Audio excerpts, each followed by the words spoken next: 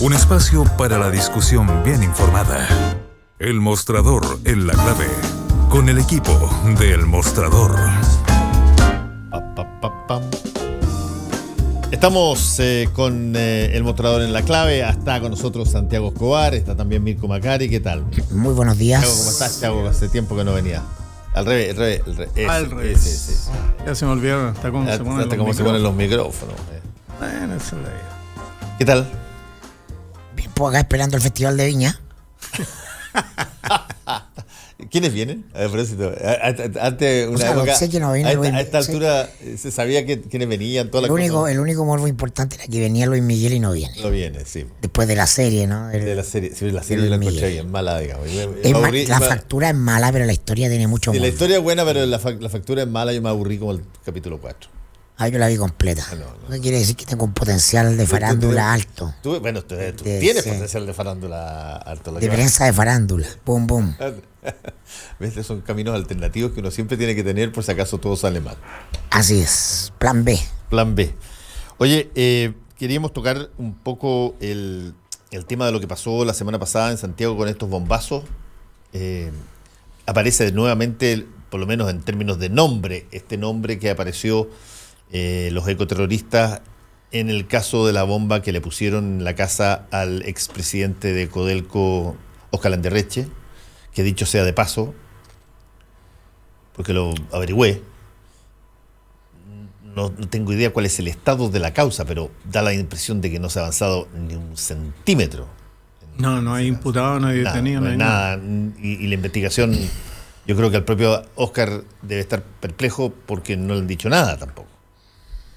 Pero alguien se puede estar perplejo porque en Chile las investigaciones no avanzan. Sí, yo estoy perplejo por eso, sobre todo cuando se arma una tole-tole gigantesca por algo que es infrecuente.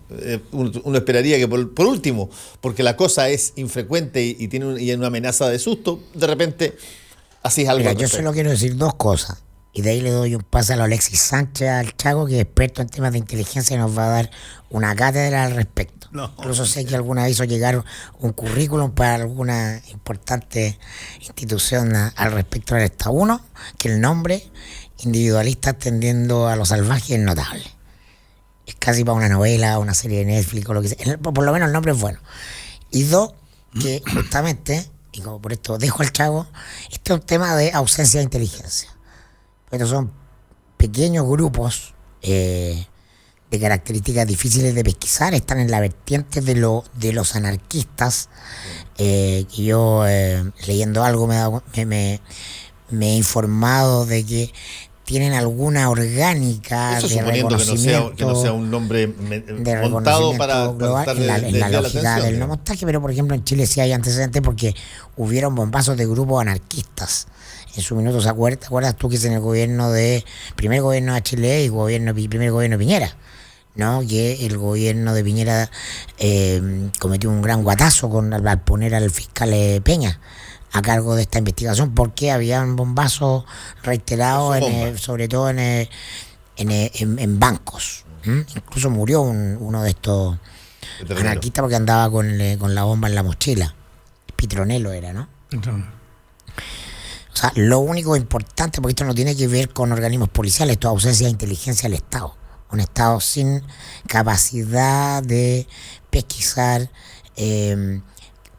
microorganismos, porque son pequeños. El anarquismo es una cosa que existe, este anarquismo insurreccional de acción directa y la ausencia de Estado. O sea, lo he dicho acá reiteradamente, a partir del caso Huracán, se discutió, y Piñera era presidente electo en ese minuto y prometió revisión de la ley de inteligencia, ¿no? Y reformulación del ANI, y una vez asumido pasó a la línea de cuoteo político de RN. Es decir, el subsecretario Uvilla pone a su operador Masferrer en la ANI sin ninguna experiencia y termina hace un mes atrás renunciando el único. ¿Masferrer es el mismo del CERNAC? El Masferrer era de Gendarmería. Perdón, de Gendarmería. Y renuncia el vicealmirante que a quien habían de número 2 que había puesto en la ANI, que es quien que sabía del tema. Así que de aquí va el pase a la Alexis. No, pero muchas gracias por lo del pase de Alexis, pero yo diría que los temas de inteligencia son de sentido común, ¿no es cierto? Y una de las cosas tremendas que hay hoy día en la sociedad, yo comparto contigo el nombre, lo del nombre. El nombre es para empezar a investigar por el nombre. O sea, la inteligencia debería empezar a hacer, porque así trabaja, ¿no? O sea, trabaja sobre las cosas evidentes y comunes, las que se repiten, la manera absolutamente desestructurada o difusa con la que actúan estos grupos, indica que puede ser un par de pololitos aburridos que dicen, oye, ¿y por qué no? Porque no puede haber forma más simple. Aquí no hay una organización. Lo que normalmente uno piensa es que, o lo que se sabe, ¿no es cierto?, es que un acto terrorista agota la organización, la agota mucho, ¿ya? Y entonces no son para repetirlos todos los días, ¿no?, sino que se preparan en serie y luego, eso es lo que saben todas las inteligencias, todas las policías del mundo, pero la espontaneidad se muestra en la precariedad de los elementos, ¿ya? Y la espontaneidad es lo peor en estas cosas porque son por contagio y son miles y son de, oye, fulano de tal fue y hagamos un equipo de fútbol o vamos y pongamos una bombita. Y eso es parte de la vida cotidiana, es parte del ocio, es parte de... Yo en todo caso me voy a reservar el 10% de posibilidades solamente porque creo que hay que hacerlo.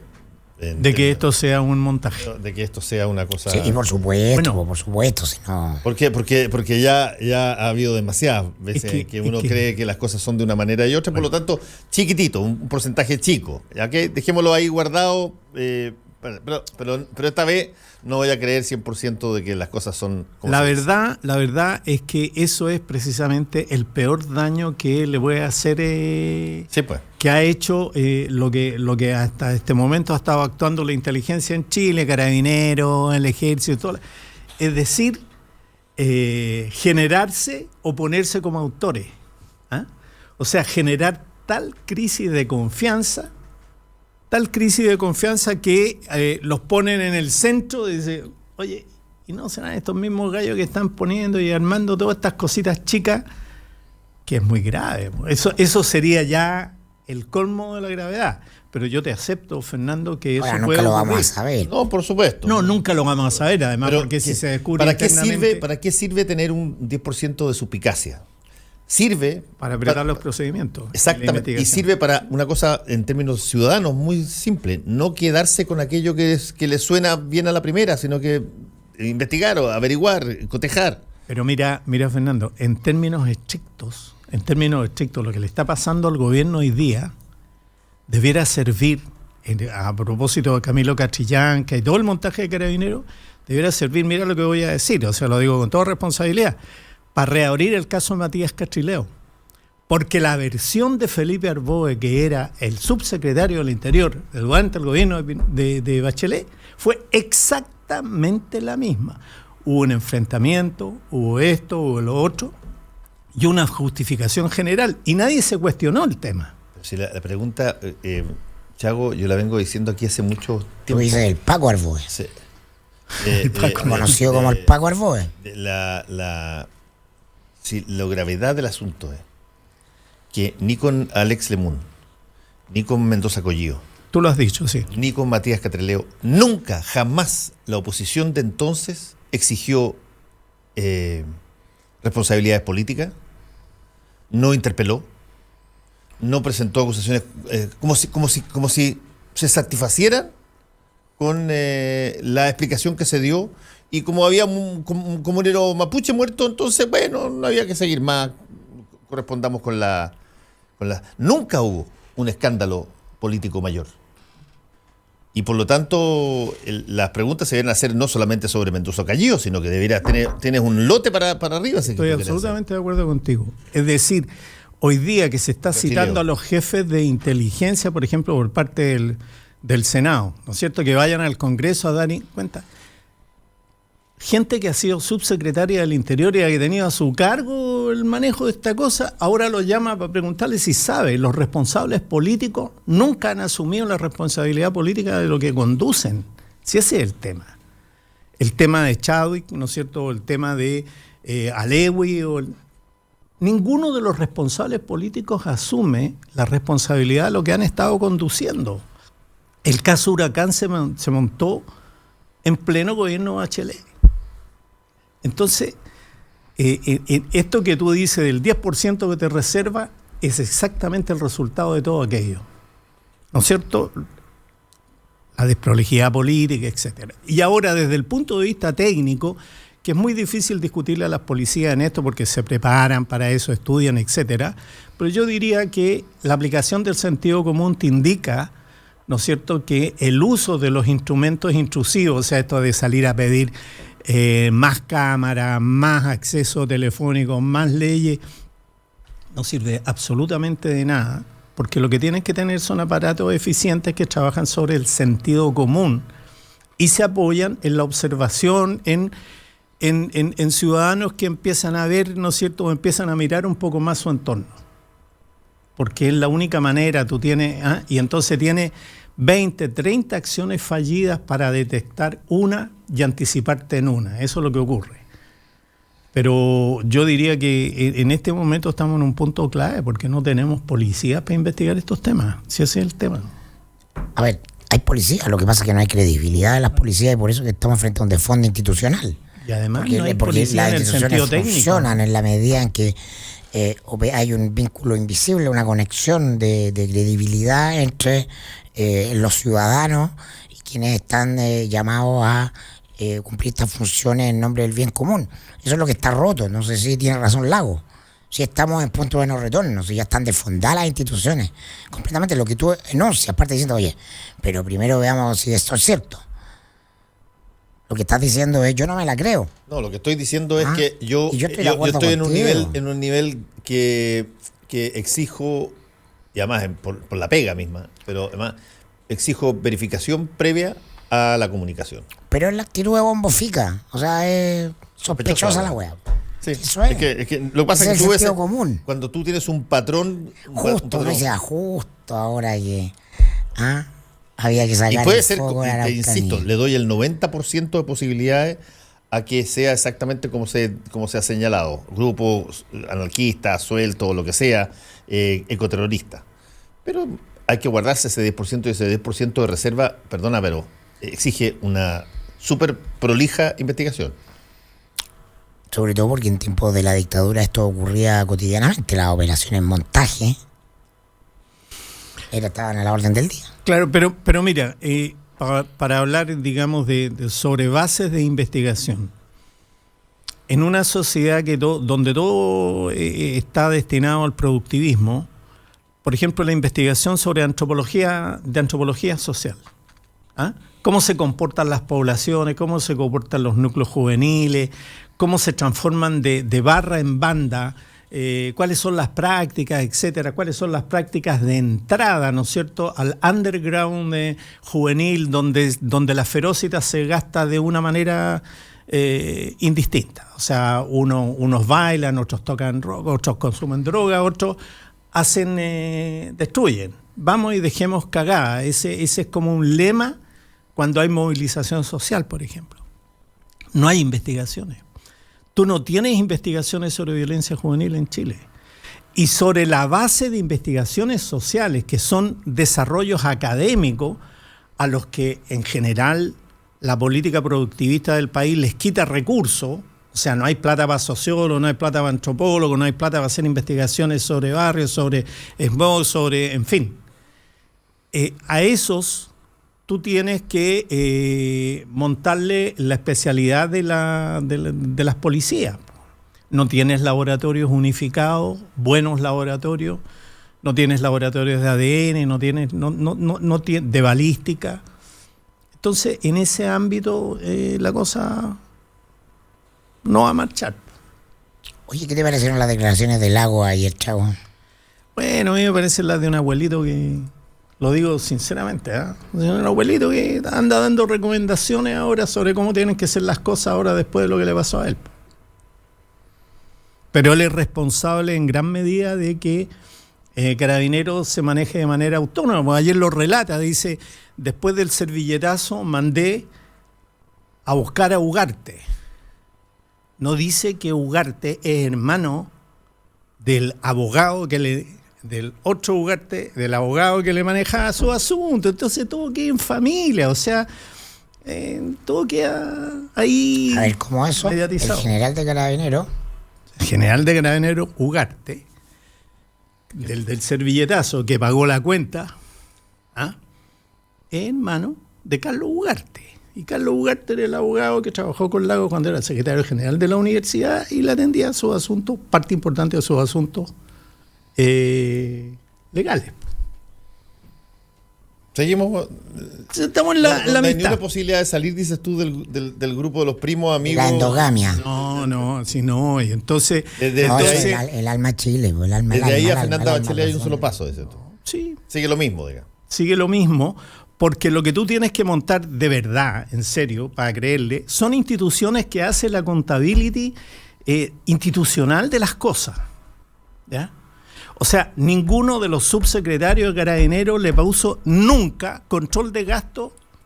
¿Por qué? Porque no había que ponerle control de gasto a nada.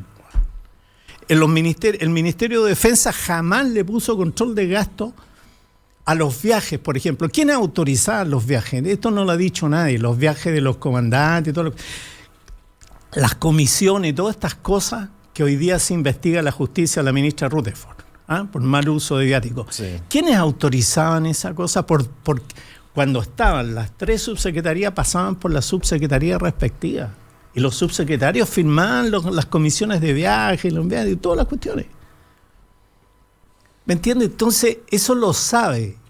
Se discutió en chiquitito. Oye, hay que siga la plata, o como le gustaba decir a Iván Weissman, controle los gastos.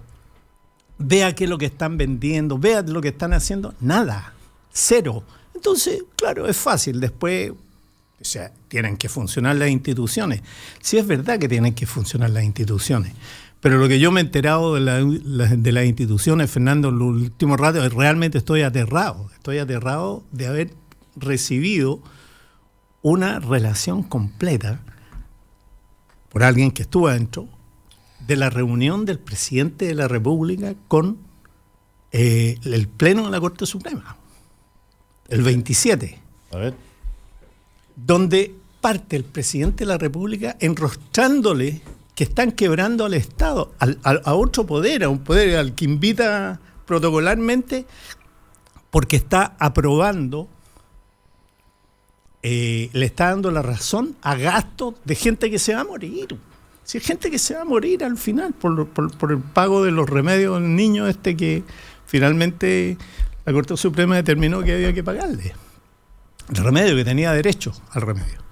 Si hay gente que se va a morir y los increpa, y nadie de la Corte Suprema, nadie, dice esta boca es mía.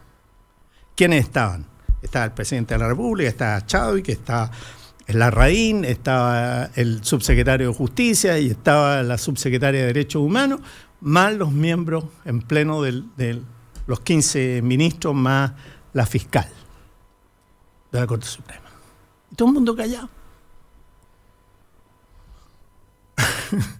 En esas condiciones, ¿no es cierto?, un presidente de la República preocupado, ¿qué importa si la gente se va a morir? Esa es la lógica. Entonces, esa es la lógica del manejo. Y luego, claro, tenemos el día domingo un largo reportaje donde hay un vocero de la Corte Suprema que habla el vocero de la Corte Suprema, el ministro Lamberto Cistena, que habla de la droga, en fin, qué sé yo, y de la legalización de la marihuana. El ministro Larraín, que habla sobre las presiones de los notarios. Pero no tenemos la verdad de lo que está pasando entre poderes. Sí. No tenemos la verdad, el ajuste. Entonces, cuando nos dicen, oye, está en el bollo para los acuerdos, hay que ponerse de acuerdo porque las instituciones se vienen cayendo. El presidente Lagos que debe ser uno de los hombres con más vocación estadística estadista de este país, sabe que vienen haciendo agua hace rato y sabe que aprobó a medio tiempo la reforma del 2005. Era una reforma que sabíamos que nos iba a dejar. Yo me acuerdo haber escrito un artículo sobre eso, ¿ya? Que nos iba a dejar a medio camino con el Tribunal Constitucional, porque lo transformaron en un tribunal de litigación ordinaria prácticamente. Entonces, tú hoy día no puedes solucionar el problema del Tribunal Constitucional sin hacer una reforma profunda en la estructura de funcionamiento de la institucionalidad de decisiones político-judiciales. Porque pusieron de competidor de la Corte Suprema al Tribunal Constitucional. El binominalismo extremo, Fernando, que hay para designar a los ministros de la Corte Suprema es terrible. Porque primero se llaman equilibrios. Este es un país en equilibrios. No, ese es un binominalismo estructural. Fernando, primero, este es tuyo, uno es mío. Uno es tuyo, uno es mío. Entonces, para reemplazar a dos de los ministros más inteligentes que ha tenido la Corte, uno de ellos es Cerda y el otro es Milton Juica, hoy día están resolviendo quién, y si le toca a uno de izquierda, uno de derecha. Eduardo Frei Montalva, a propósito de las instituciones que le gusta señalar al presidente Lago, Eduardo Frei Montalva bloqueó un acuerdo que había cuando subió Brito y iba a subir Pfeiffer. No, Ruiz-Tagle. Ruiz-Tagle. Iba a subir Brito, iba a subir... ¿Cuál de los dos primero? Entonces, el oficialismo en esa época decía, no, primero Brito, porque si no, después no van a dar los votos. Y ahí estuvieron 5 meses. Cuando nombraron finalmente a Brito, efectivamente se rompió el acuerdo y no subió Pfeiffer, que se acaba de morir. No subió. Y ese binominalismo estructural que hay en la Corte hace que hemos ido, lo primero que importa es si eres de izquierda o de derecha y no si eres un buen juez. Nadie dudaría que un hombre de derecha o de pensamiento conservador como Mario Carroza es un juez extraordinario. Y uno de los pocos casos que hoy día, ¿no es cierto?, podría ingresar a la Corte Suprema vía mérito judicial, de funcionamiento institucional. Pero va a ser difícil que sus pares lo pongan encima. Entonces, estas instituciones, tal como vienen funcionando y tal como vienen enganchadas, necesitan un rediseño de verdad. Y entonces, una nueva constitución, no como la del 2005, sino una nueva constitución o un ayornamiento constitucional. Pero no se atreve a hablar de nueva constitución, po. No. Eso es lo bonito. Eso es lo bonito, sí. Oye, discúlpenme esta perorata, pero... ¿Querés que te ponga otra leña al fuego? Échale, Fernando. Lo que me mostró, y ahora lo estoy buscando, ya encontré. Se filtró la declaración del general Victoriano de Carabineros ante la Fiscalía por la muerte de Camilo Catrillanca.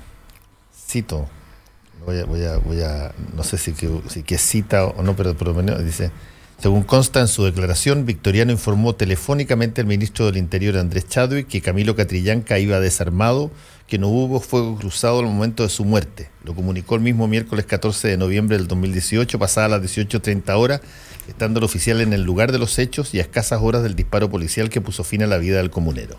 Esto está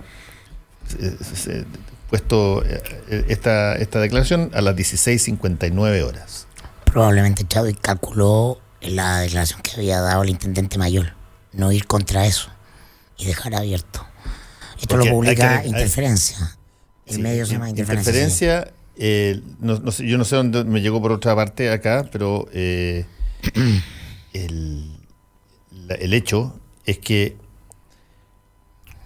va exactamente contra todo lo contrario que se dijo al principio y del propio Andrés Chadwick.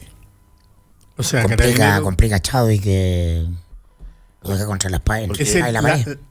Lo declarado por el general Es que le informó ese mismo día a las 6 de la tarde que lo mataron. que Lo no mataron. hubo enfrentamiento. No hubo enfrentamiento, nunca jamás se cruzaron balas. Que acuérdate lo que se dijo que había Y un fue enfrentamiento. recién el domingo cuando la versión pública del gobierno en La Moneda, con Chadwick flanqueado por el general Soto y por el subsecretario Uvilla, es de que efectivamente no había habido enfrentamiento. O sea, Chadwick sabía del principio, Exacto. igual que Uvilla. Bueno, pero Villa lo dice también en la fiscalía. Que ahora, lo interesante es que aquí habían, a mi modo de ver, que es una cosa bien curiosa.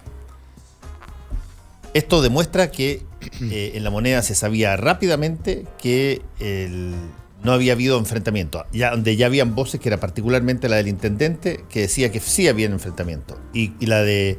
El primer respaldo seco a la versión de Carabinero, que era enfrentamiento y que esto tenía que ver con el asalto primigenio, originario a la profesora, es mayor. Es mayor. Pero espérate, ahí hay un punto que no me voy a... Porque aquí este programa está de alguna manera comprometido con eso. Cuando Felipe Cast me dice a mí que él vio automóviles baleados y que el enfrentamiento había sido duro, posteriormente, acuérdate, se arma una batahola por eso, porque se descubre que no hubo enfrentamiento, y Felipe Cast reconoce de que las imágenes que le plantearon venían de la intendencia, que es lo mismo que reconoce un carabinero a quien en una primera instancia la intendencia da señales de que aparentemente el carabinero había traído la foto y el carabinero emplaza al intendente a decirle en unos WhatsApp que se filtraron también, emplaza a Luis Mayol a decirle: perdón, yo no le he pasado nada, intendente, sería bueno que usted lo dijera. Y Mayol responde: sí, efectivamente usted no me lo pasó, no me acuerdo en este momento quién me entregó la foto. Pero el hecho es que muy rápidamente hay fotos de baleos. O sea, si tú quieres de esta, lo podemos seguir conversando más adelante con el invitado, pero muy rápidamente se monta algo que tiene fotos, que son fotos que son falsas y que se las muestran a un intendente y se las muestran a un senador de la República. Y carabineros, o por lo menos un grupo de carabineros, dice: yo no pasé las fotos, así que no me carguen a mí las fotos, pero estaban las fotos corriendo.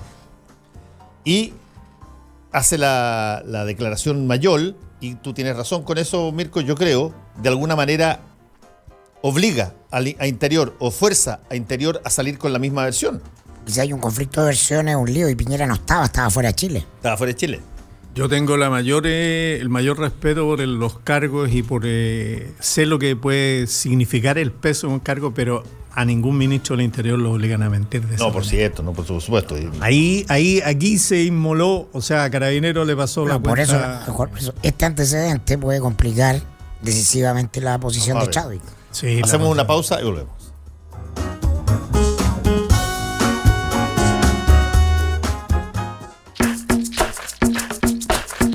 Hora clave. 9 de la mañana, en punto. 92.9. Somos como tú. Somos la clave. A las 11 de la mañana, de lunes a viernes, Emprender es clave. Impulsamos a los emprendedores de hoy. Amazon hace 3 o 4 meses lanzó un producto que es de prueba, que te venden una chapa con clave y que ellos, al despachar, pueden entrar a tu casa y dejarte los productos dentro. No te creo. Entonces, ya hay... el mundo está cambiando, Mariana Elena. Yo creo que lo que pasa es que uno piensa esto en Chile y dice: yo no le doy la llave a mi casa a nadie, porque cuando llegue a buscar el producto va a estar la cajita sola y no va a estar los muebles, no va a estar la tele, no va a estar nada más. María Elena Dressel te aconseja, porque hoy Emprender es clave. Y lo que nosotros tratamos de hacer es cambiar la forma en cómo los jóvenes profesionales buscan sus primeros empleos. Ya. Lo que hacemos es conectamos estudiantes y titulados con prácticas y trabajos en las mejores empresas para trabajar. Ya, perfecto. ¿Y eso es como se hace como con inteligencia artificial?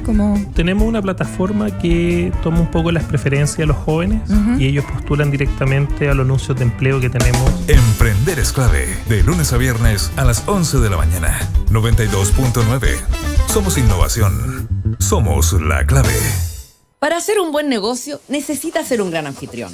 Para organizar un seminario productivo, debe elegir el lugar correcto. Visite Hotel Los Nogales y compruebe que superaremos sus expectativas. 5 salones de hasta 300 personas con equipos audiovisuales, estacionamiento y Wi-Fi de alta calidad. Cotice en hotelnogales.cl o al 223-356958. A 2 cuadras del Metro Estación Los Leones.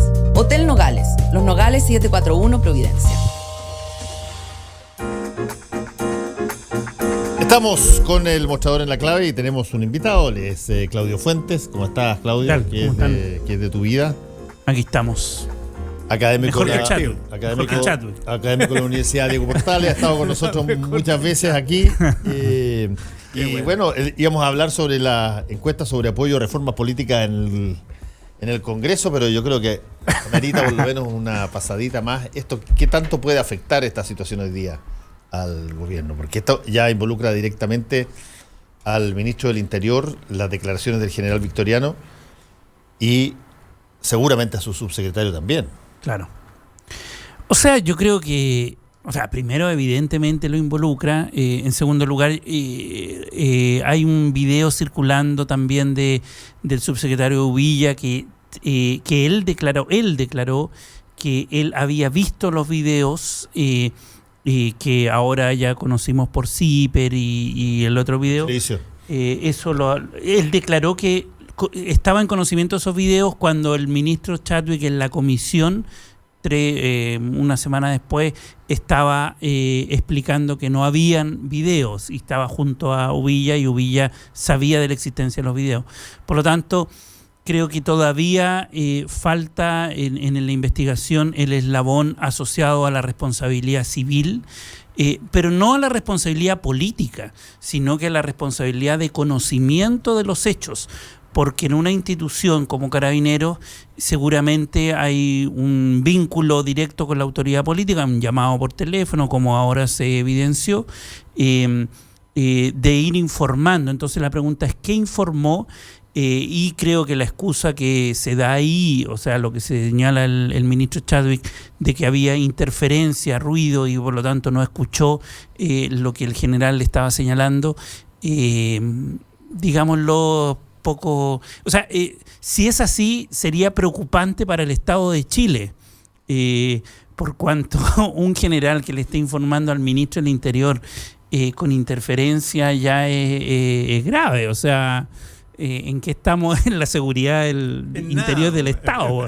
Déjame comentar que el sitio de interferencia es un sitio que hace Víctor Herrero, un gran periodista que ha sido colaborador nuestro en el Mostrador y ahora tiene su propio emprendimiento periodístico, muy gran periodista de investigación. Hizo el libro de la biografía de Agustín Edwards, que debe ser de lo mejor que he leído en años. Está a punto de sacar un libro, donde me tocó bastante participar, que yo me imagino que luego saldrá, lo puedo anticipar, pero que...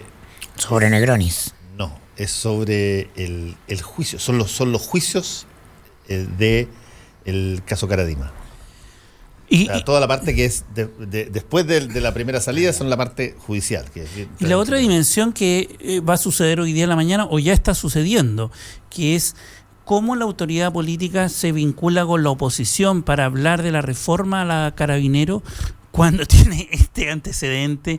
Yo creo que, la credibilidad que tiene una autoridad pública de decir, hablemos de la reforma a Carabinero, con este caso que todavía no se aclara. Bueno, lo que tú estás diciendo tiene mucho que ver con lo que viene a contarnos, ¿no? Respecto a este estudio sobre viabilidad de reformas políticas, porque antes del informe mismo del contenido de tu encuesta parlamentaria está el hecho de si los gobiernos pueden caminar y mascar chicle. Y yo tengo la sensación de que no. Tú pones que, claro, la agenda política institucional hoy día es la reforma tributaria.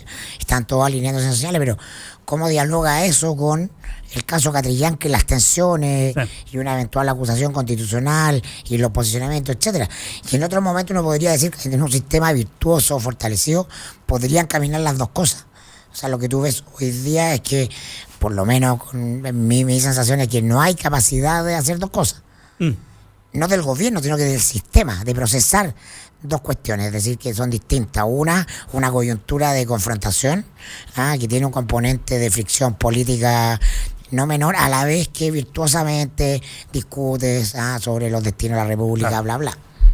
Totalmente, yo creo que ahí hay un tema que nos lleva al tema de la encuesta. Que una pregunta anterior, esta es una encuesta que hicimos con Subjetiva, que es una empresa de comunicaciones y de encuesta, y si en el fondo censamos a todo el Congreso entre mayo y agosto del año pasado, el nuevo Congreso, en distintos temas. La agenda liberal, que hablamos con acá, creo, no me acuerdo dónde, con Fernando, el tema liberalismo, el tema pueblos indígenas y el tema reforma política.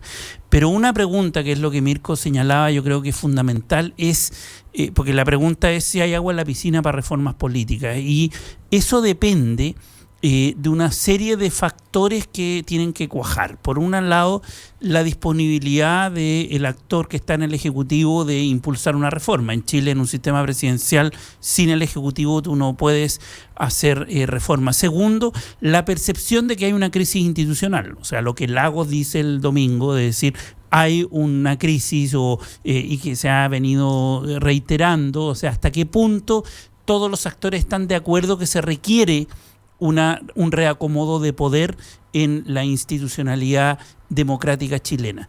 Y lo tercero es la dirección de la reforma, y que yo creo que acá ninguna de las tres hoy día está cuajando. Es decir, la percepción de crisis para algunos actores no existe. Dicen, no, mantengamos lo mismo. Segundo, la voluntad de sentarse. En muchos casos tenemos un gobierno que actúa como de mayoría, este gobierno actúa como mayoría, siendo que es minoría, pero que le pega y golpea a la oposición cada vez que puede, y ahí yo creo que se genera un problema. Y el problema que muestra la encuesta, a mi juicio, que es lo más complicado a mi juicio, porque los dos temas anteriores son resueltos, se pueden resolver políticamente. El tema de fondo es qué dirección tiene que tomar una reforma política. ¿Y para qué?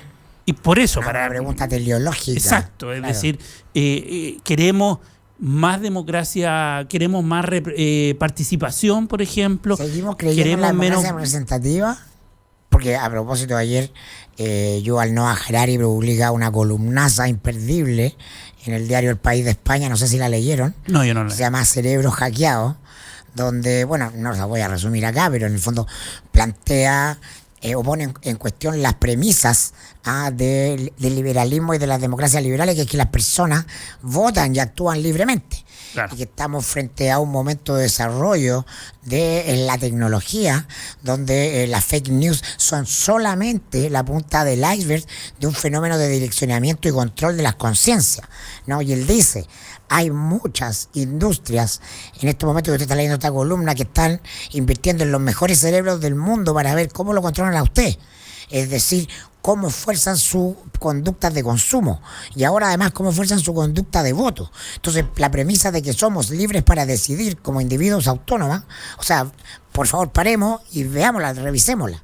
No es así, lo explica latamente. Yo la recomiendo para empezar a conversar. Bueno, es una discusión antigua, o sea, no tan antigua, nueva, pero digamos ya está expresada, porque precisamente el microtargeting, es decir, la búsqueda, ¿no es cierto?, de las pequeñas acciones tuyas de compra, venta, en fin, que se uso de tarjeta, etcétera, te permiten armar un perfil para hacer lo que el control de la conducta. Te hacen llegar un mensaje. Pero al que te revés, un comportamiento. las tecnologías de alguna manera te ponen a disposición el individualismo, el ejercicio individual de tu voluntad. Sí, y yo desde ese punto de vista, yo a propósito, o sea, yo soy partidario del voto voluntario. Lo voy a decir 20 veces en todas. El problema es que el voto voluntario no requiere de una ecología cívica, ¿no es cierto?, donde efectivamente la información fluye de una manera efectiva, etcétera, ¿no? Que ahí yo quería relacionar lo que ustedes estaban hablando con la votación voluntaria obligatoria, que yo creo que es una de las reformas, pero hay otras muy significativas, como en el régimen de gobierno. Están metiendo más carne al asador porque viene la elección de los gobernadores regionales. Claro, no sé, pero en ese tema, efectivamente, claro, en un contexto, en un medio ambiente altamente tecnologizado, lo que hay que reconocer es que hay una desigualdad en el nivel de tecnología que tienen los ciudadanos.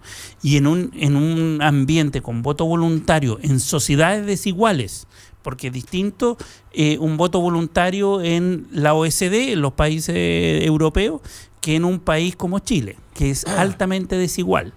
En un ambiente de voto voluntario con desigualdad, lo que se hace es la votación de nicho. En el fondo, los actores que se movilizan son muy pocos. Hoy día el presidente Piñera, él fue electo por el 26% de la población.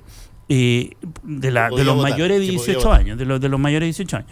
Y por lo tanto, como se transforma en una sociedad de nicho, los nichos más movilizables son los más radicales. Por eso tenemos una sensación de polarización mayor. Buen punto. Mira, yo escribí un artículo para la revista ¿Qué pasa? Junto con Kenzo Asahi hace ya muchísimo tiempo, antes de que se diera el voto voluntario, donde hicimos un estudio de 37 países que habían cambiado de voto obligatorio a voto voluntario y qué había pasado en aquellos países. Y en casi todos se daba la misma constante, un poco lo que plantea Claudio justamente en ese sentido. Es decir, las personas que menos votan en los partidos, en los países con voto voluntario, son las personas más vulnerables. Teóricamente, las que más necesitan votar para mostrarse y que la gente actúe a favor de ello. Como no participan, el clientelismo del elegido es básicamente un sector de clase media, un sector de clase media mayor, qué sé yo, que es al que se dedican. Y por eso se postergan las políticas públicas, porque no tiene fuerza electoral de ahí que te presione. ¿Por qué no votan? Porque sienten que no pasa nada o que las cosas son siempre iguales. En 36 países. En el norte, la tasa de promedio, si ustedes se fijaron, los que menos votaron en la última elección son el norte, Arica, Parinacota y Magallanes, con 38% de votación, de asistencia a votar. El promedio fue 49%. En las zonas rurales del norte es 23%. O sea, ¿quién va a ir a una zona rural en el norte a hacer campaña? Nadie. O sea, son los sectores más marginados los que terminan no siendo representados. Ahora, y por lo tanto, toda la tecnología, etcétera, se focaliza en aquellos actores más movilizados, los que tienen un teléfono inteligente. Ahora, la columna de Yurari va incluso más al fondo, porque es una pregunta acerca de la epistemología de la política. Es decir, cuando pone en duda la premisa de que las personas actúan libremente. Sí. Y entra él en la columna, y la recomiendo, pero para empezar a conversar esto, ¿no? De que dice, usted es víctima o usted no se da cuenta de las emociones o la frecuencia de onda que produce su cerebro, pero la máquina sí se da cuenta. Entonces probablemente usted no tiene control de esas emociones, ¿no? Pero esas emociones habitualmente son miedo y rabia. Y entonces sí sabe quién quiere dirigir, quién quiere controlar tu decisión, cómo incidir en ese miedo y en esa rabia. Y eso es lo que vimos con Chilezuela. Déjame, miedo. Entonces ya no es que esto vaya a pasar. Entonces a lo que tú te refieres, Fernando, sobre la diferencia de clases sociales a la hora de voto voluntario, está inscrito dentro de el marco de las diferencias económico-sociales o al análisis de los comportamientos dentro de marcos económico-sociales, que si tú quieres es una premisa acerca de cómo nuestros comportamientos dependen del lugar del mundo en el que nacemos. Esto va incluso más al fondo y es posible por el brutal desarrollo científico de los últimos 5 años, 10 años, la neurociencia. Sí, déjame agregarte un detalle, porque ayer en la noche pillé este libro en esas cosas que te avisa Amazon. Oye, las personas que han comprado los libros que tú has comprado también han comprado y siempre la chuntan. Y me quedé hasta como a las 4 de la mañana leyendo. Es excepcional. Se llama, está en inglés desgraciadamente, se llama The Monarchy of Fear, la monarquía del miedo. Y es sobre la filósofa Martha Nussbaum, y que todo lo que estamos hablando me parece súper importante, porque ella relata de que necesitas un ingrediente para hacer que la cosa, un ingrediente vital para hacer que la cosa tú pierdas la libertad de actuar como tú actúas en la política contemporánea. Y eso es y ha sido últimamente el uso absoluto del miedo.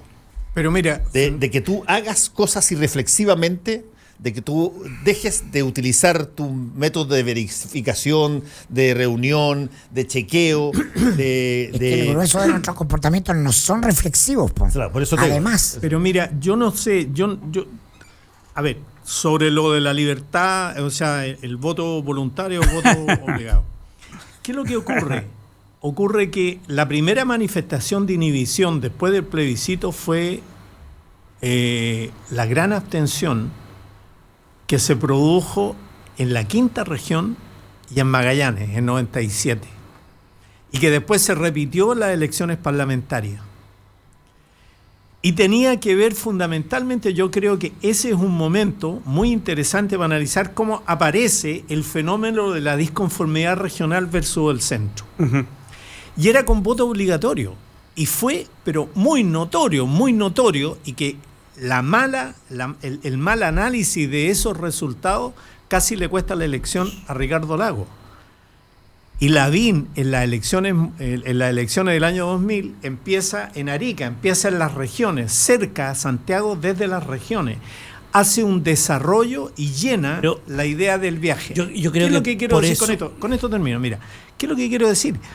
Que yo creo que hemos pensado mucho en la representación a través del voto, pero no en la percepción de lo que es el movimiento, el curso político sobre el entorno.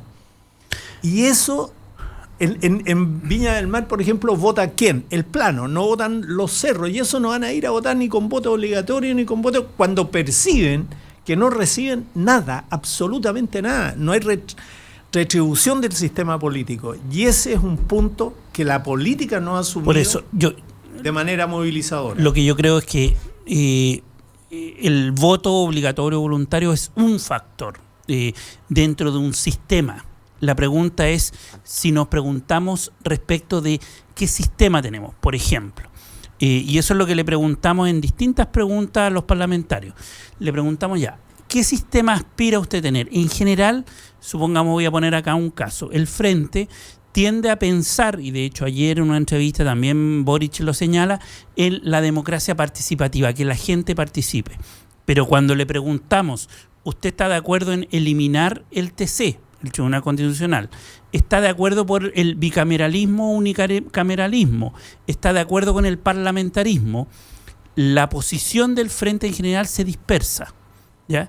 Cuando teóricamente deberías estar por eliminar el TC, por hacerlo más parlamentarista, porque ahí está la expresión del pueblo, ¿cierto? Esa es la visión teórica, y por el unicameralismo, porque el bicameralismo te conservaduriza las decisiones, porque tenéis que negociar en 2 cámaras cada proyecto, y en Chile tenemos 3 cámaras con el TC.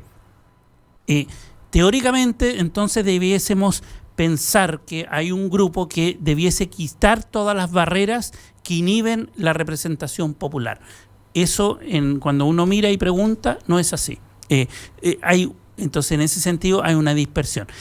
A mi juicio, es una confusión conceptual respecto del camino que se quiere llegar. ¿Me entiendes? Pero es que es representación popular. Representación. La democracia moderna va a ser representativa o no va a ser democracia. No tiene opciones. Pero luego, en la cosificación, por ejemplo, de instituciones como el Tribunal Constitucional, es decir, a la velocidad y a la necesidad de sincronización que las democracias modernas necesitan moverse, tienen que tener un órgano que vele por el tema constitucional. El problema es que nosotros en Chile mezclamos absolutamente todo. En algunos países concentran, en Estados Unidos la Corte Suprema la que ve los temas de constitucionalidad y punto. En Chile se lo quitamos a la Corte Suprema, pero además transformamos el Tribunal Constitucional ¿en qué? En un tribunal de litigación. O sea, si a ti te están aplicando una norma que considera... Y cuoteado políticamente. Y cuoteado políticamente, en fin, qué sé yo. O sea, no hay preocupación, no porque vayan jueces de izquierda o de derecha, progresistas o conservadores, sino porque vayan jueces Yo ponía el ejemplo de Mario Carroza respecto de la Corte Suprema actual, que es bastante mediocre. Por eso, en ese sentido, yo creo que la pregunta que hay de fondo acá tiene que ver con qué tipo de modelo de democracia quieres tú en un contexto de desideologización, de inclusión de tecnología, donde el poder económico está muy concentrado, etcétera. O sea, lo que tú planteas de la tecnología, básicamente lo que te lleva a plantear es quién concentra el poder de saber cuáles son tus emociones. Esos cambios tecnológicos no requieren pasar por primera, segunda ni tercera cámara. Además, los cambios sociales van a una velocidad por abajo brutal de la que el sistema ya no es capaz de procesar, ¿no? Entonces, esta discusión ya es inútil porque seguimos pensando que el lugar donde se cambia la sociedad son las instancias de representación donde se hacen las leyes. Y toda la energía del sistema comunicacional y mediático está en esa conversación, que este dijo esto, que otro lo estudiamos. Ahí está puesta, ¿cachai? Entonces estamos poniendo la energía en lo que está agotado. Y no estamos viendo con suficiente todo lo que está ocurriendo afuera de eso. Entonces nos va a pasar como a los dinosaurios con los meteoritos. Eso es lo que está ocurriendo de Cataplum, fondo. dices tú. Claro, porque el cuadro que describe Claudio a partir de su encuesta, a mis juicios es caótico. Él define respecto de las definiciones políticas a los parlamentarios hoy día en ejercicio como caótico. No hay hilos conductores. No hay líderes, no hay ejes ordenadores, no hay nortes. Entonces, esa a mi juicio es la noticia. Está diciendo, esta cuestión es un despelote. No, lo que yo encuentro claro, eso es lo que yo sé. Bueno, yo lo traduzco así. Pero mira, tú has dejado además que en el país maduren dos conceptos de parlamento totalmente diferentes, uno en la Cámara y otro en el Senado. Son dos cosas que no tienen nada que ver, no se juntan. Así es. No se juntan culturalmente. Y eso, entonces, tú tienes que tener imbricado eso en procesos que tengan una velocidad normal de solución, de articulación normal con el resto de los poderes, pero no puedes tener un parlamento que representa poco menos que, no sé, una parte de la representación política de la gente, la diversidad, la pluralidad, etcétera, y otro que son unos señores que no saben qué representan. ¿Sabes tú que yo por qué insistía en los temas de las emociones previamente? Por eso en el libro de la Marta Nussbaum, o este otro que también lo recomienda Vencerosa, que yo lo leí, que también es buenísimo, que es La Sociedad del Miedo, de Buddy Haynes, es porque lo que plantean ellos es que históricamente lo que se ha visto como lo que funciona es, tú miras a los movimientos de las corrientes políticas, sus partidos, los candidatos, y un acto en lo que se rubrica la votación de las personas. Y lo que ellos plantean es que todo lo que se decide ahí está definido por una situación contextual emocional anterior a eso, que se te trabaja intencionalmente para que tú puedas ganar, para que un dictador pueda ganar democráticamente un escaño. Si esa cuestión no es menor, a ti antes te decían, oye, el antídoto para que un dictador no llegue a un lugar de poder es la democracia. Y resulta que tú estás viendo de que la democracia te lleva a personas autoritarias que eventualmente se pueden transformar en dictadores, como el caso Maduro, como el caso Chávez en su momento, como lo que ha pasado en montones de otros lugares, y que puede estar pasando ahora en montones de otros, porque lo que dice es que está la cocción de lo que finalmente importa, está hecho al margen de los partidos políticos, está construido sobre la base de las emociones que inocula, las inyecciones de miedo o inseguridad que tú logras instalar, el cuide en la pega, tiene mucho más importancia que de qué partido es la persona que tú estás votando. Y lo otro que sucede es que en contextos tradicionales, en la política tradicional, en el esquema, llamémoslo siglo XIX, siglo XX, o después de la Revolución Francesa, la democracia, el diseño institucional iba a inhibir este tipo de acciones. Sí. Y sin embargo, con Hitler lo que vimos fue que llegó y desbordó a la institucionalidad. Yo creo que estamos en un segundo momento donde llegan actores y desbordan las instituciones. Trump es el mejor ejemplo, donde llega y empieza a decir, el Congreso no vale. Es una élite. Es una élite, es una mayoría insuficiente. Yo gobierno para ustedes. El vínculo populista, el vínculo de el líder que gobierna con la emoción y gobierna con el pueblo. ¿Ya? Lo que pasa, fuera de la entonces se desborda. Yo creo que las soluciones institucionales no son suficientes para abordar este nuevo fenómeno. Es que sabe una cosa, Claudio, yo creo que en las soluciones institucionales y en la ingeniería constitucional moderna, la del siglo XXI, digamos, un elemento central es el cultivo de la racionalidad cívica, ¿ya? A través de instituciones que cultivan la racionalidad cívica. Es decir, se ha hablado mucho aquí de la falta de educación cívica, los cabros chicos, etcétera. Pero ese es un instrumento no de conocimiento educativo en el fondo, sino es la activación de un elemento de racionalidad y de comprensión sobre el funcionamiento de un sistema político que cada vez es más complejo y depende de elementos tan centrales como la confianza. ¿Qué es lo que ocurre en Chile, por ejemplo? Que el 15 o menos, el 12% tiene confianza interpersonal positiva. Todo el resto no cree. Es el 10% de Fernando diciendo yo me guardo el 10% para saber que por si acá. Eso es el elemento positivo, esa es la base de confianza. Y tú, claro, tú usas activamente el 90% de confianza. El 90% en rigor. Pero en 90% en realidad en rigor no es cierto la confianza.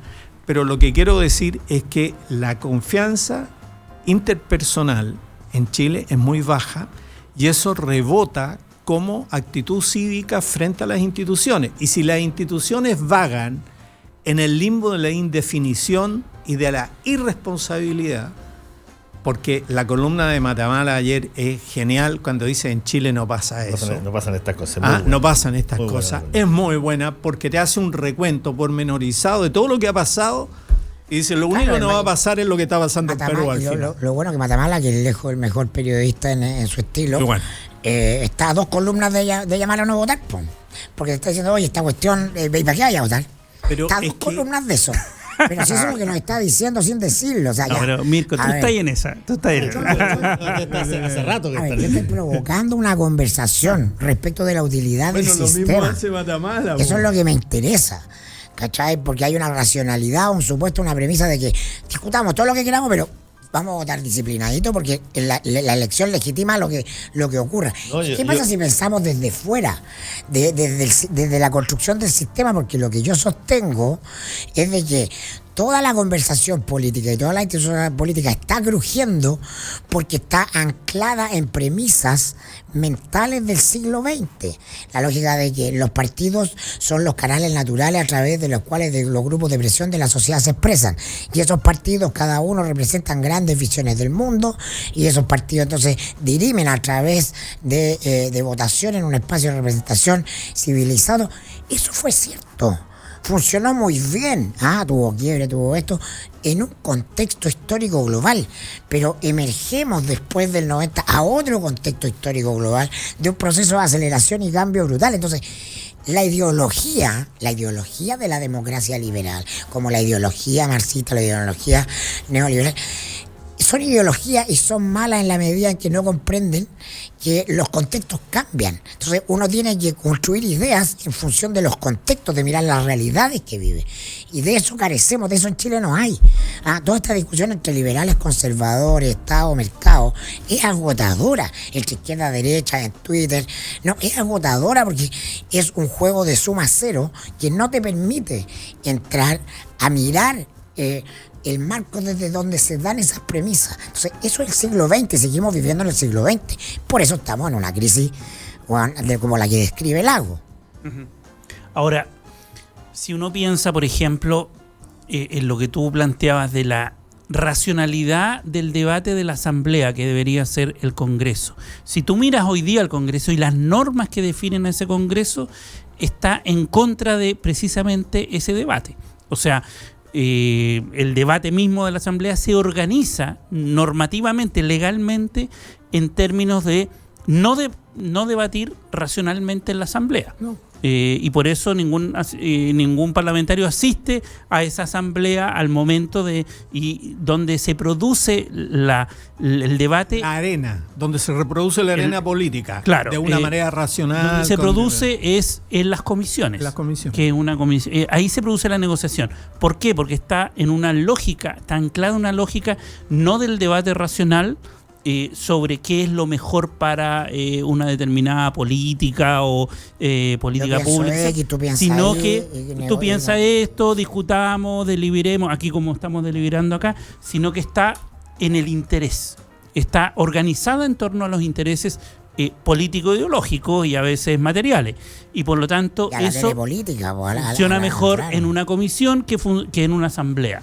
Ahora yo o sea, de verdad y respecto... así, de hecho, tú ves cómo se estructuran las horas, los minutos de debate. No es un debate. Por eso que los amigos de Democracia 2050, que el año pasado nos invitaron a un seminario con Fernando, hablan de esta idea de la democracia directa, que no es que significa que todos deciden todo, sino que los ciudadanos se agrupan en grandes comisiones a través de sistemas tecnológicos. Sí, el Lago planteó también eso. Nosotros queremos, toda la gente en Chile que tiene algo que decir en educación, por supuesto, todos los expertos en educación y quien le interesa, se meten, ya ahí se debate. Ya está claro. Yo creo que la discusión es al marco, ¿no es cierto? O sea, los parlamentarios y la discusión institucional es sobre el marco institucional para resolver cosas, pero tienes que tener delegación y representación. Y en eso entonces el Lago no hace ningún aporte en realidad, porque tiene que decir cómo. Consejo Nacional de la Magistratura, tiene que decir qué ministerio... Lo que pasa es que yo creo que el Lago apunta a decir... llámenme.